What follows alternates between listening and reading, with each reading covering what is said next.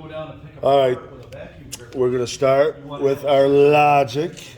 And our logic, we started out with our initial equation was not A, B, C, or A, not B, C, or A and B and not C, or A, B, and C.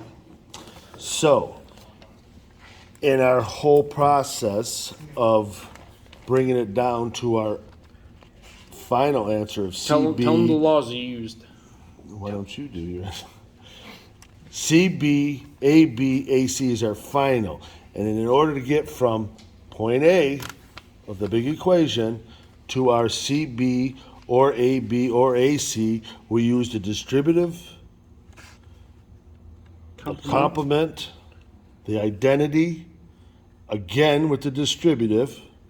And you see how it's all broke down when we used it was AB, AC, ABC. That's the distributive law. So I took this and used the distributive law, which is AB or AC equals AB or C, brings it down to BC, A or A, which is 1, or yada, yada, yada.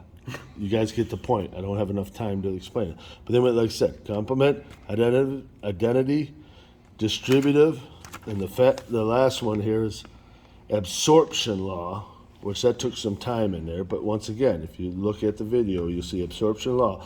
This is how they explain it. And you got to take your upper here using this absorption law brings you into this. And then you use the last final ones, distributive brings that to this, absorption brings this to our final. CB or AB or AC is our final solution. Thank you for your time. And here's our logic circuit proved out. We have our air supply coming out. We originally had it just going over to our manifold, which supplied power to here, here, and here, which are our 3 push buttons. And we have it coming down, teeing. One goes into our shuttle valve, the other goes into our control relay. With B, we also have it coming into the shuttle valve, also into another shuttle valve. C goes into a relay and another shuttle valve, which all leads into this this other shuttle valve, which leads out into our light Visual indicator. And then Don decided to add another thing to us, so we had to actuate this claw with the visual. So we teed into it to give us power here, teed off of our visual indicator.